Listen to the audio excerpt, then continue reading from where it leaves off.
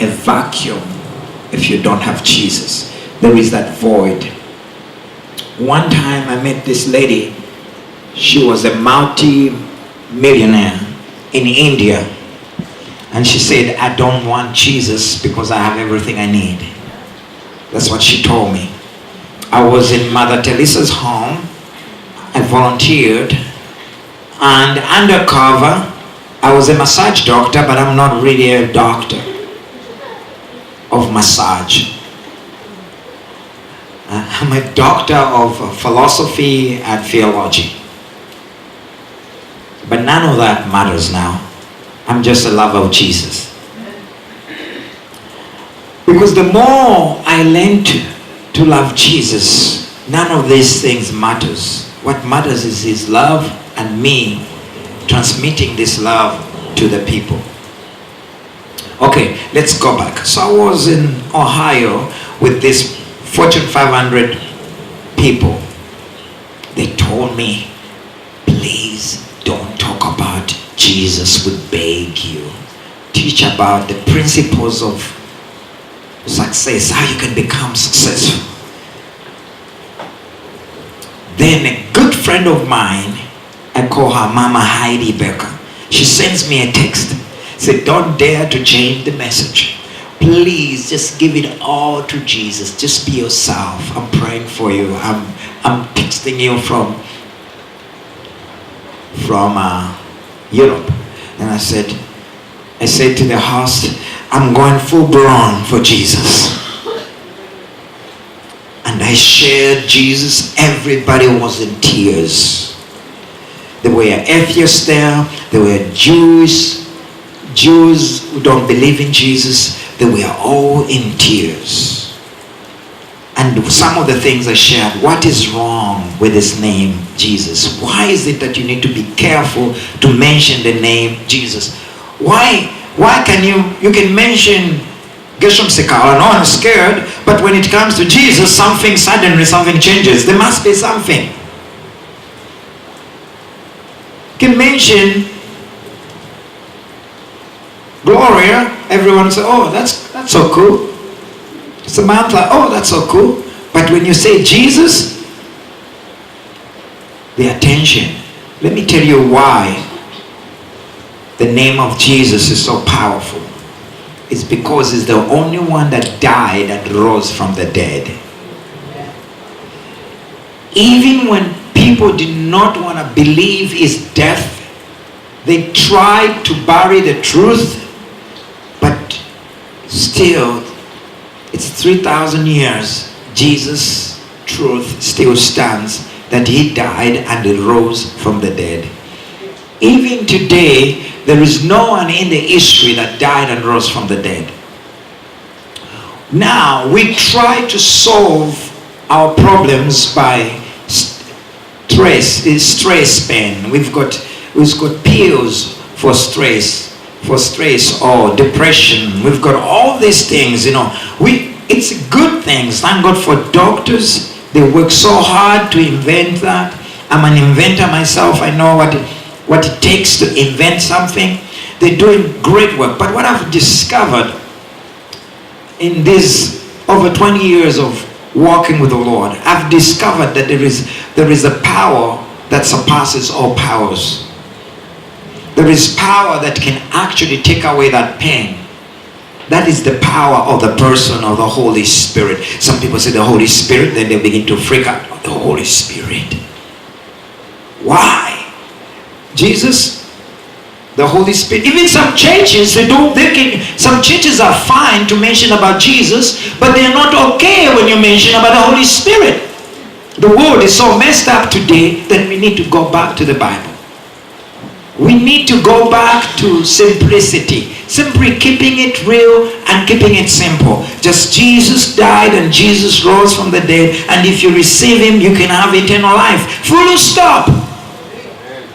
Without Jesus, you are gone and lost. Full stop. No question mark. Oh, I got in trouble in Germany by saying that. I was on the first page newspaper. That the African boy told us, German, you go to hell if you don't go to hell. They removed Jesus. So then I was saying, I was on the front page of German paper in 2006 because I said things like that. Then I said, oh my God, when did I become this popular? I'm walking, then you just see your face on the newspaper. Then I realized that when I spoke to 24,000 people, that was the end of the story of privacy. In Europe, that was like a big deal. In Africa, we preach to the whole village. No one talks about us or has reported about it. No miracles has been reported. We have raised the dead. We have casted out devils. We have seen all kinds of miracles. No one is talking about it. It's normal. In Europe, everybody was talking about it. And they were not talking about it on the good side. They were saying, is he using African power or what? Or magic power? No. The power I carry destroys the magic power. Amen. That's the person of the Holy Spirit, and you've got that. So, when that problem happened in Germany, I started crying and said, God, why am I going through this? I'm still a young boy. I can't go through this. Then the Lord says, I'm giving you a free promotion, son. So the next time I went to Germany, guess what? It was packed. Then I said, I don't live in Germany. Why is it so packed? People heard your story. They want to see what next you're going to say. You see, God knows how to spread his news. And a lot of people got saved, I was told. But I want you to know that most people, they don't live today. They live in the yesterday. They live, some of you, you do not even enjoy your Friday today. You do not wake up and it's Friday. You are still in 2009. Some of you are still in 1980. Some of you are still in 1970. You don't know how to live in 2017 on Cinco de Mayo Day 5. You don't even know it's Cinco de Mayo Day. You don't even know what it means to be on a Cinco de Mayo. Because you are so lost with your pain and with your stress, with everything. You're so lost that you cannot even know that it's Friday. Everything you talk about is that $1 million you lost in 1998. Everything you talk about is that divorce that you had in 2000. Everything you talk about, it is that child that you lost. Everything you talk about is how that person insulted you, or what that teacher said to you, or that principal said to you, or things that you went through. Your friends say they don't like you, so you feel like the whole world doesn't like you. So you live in the world of no one likes me. Even when the pastor here, Pastor Malon, says, we love you. Really? The pastor there, we saw humble in the background. He says, I love you, brother. Oh, did you really? Because you are living in the world of I'm not loved. I'm Mr. Reject and I'm Miss Reject. I'm Mr. Depression and I'm Miss Oppression. I am stressed. That's your name. You don't know how to be free. But let me tell you, when you look at the man on the cross, the reason why he was pierced, the reason why he was beaten, it was not for a show so they can make a good movie called The Passion. No! That was a great movie, by the way, thanks to Mel Gibson. But that was not, it wasn't that so that we can sell so much flowers and so that we can have so much Christmas gifts. I love Christmas. Received so many gifts. I spent Christmas with Samantha and our family. I always do that. We had a good time around the tree. We got the best gifts ever. But it wasn't about that. Oh, maybe Easter, good eggs. happy eggs, big eggs. Jesus died so we can have Easter. Jesus died so that we can have Christmas. No, he died so that you can be free. He died so that you can start living again. Why are you still living in the past if you can live on today and tomorrow can be your brightest ever? In Isaiah chapter 53, it says, he was wounded for your curses, for your sicknesses, for your transgression, so that you may be healed. And by his stripes you were healed. Isaiah chapter 53, verse 1 to 3, 5. Then Jeremiah 29 and verse 11 said, I know the plans that I have for you. He says, I know. Jeremiah 29 verse 11 said, I know the plans I have for you. But some of you think the plans God has for you is to afflict you with sickness, to afflict you with oppression, depression. It doesn't matter how you name it. But God said, I know the plans I have for you. Plans not to harm you, but plans to give you a future. Let me tell you something. As long as you're not in the grave, you still have an opportunity to change your life.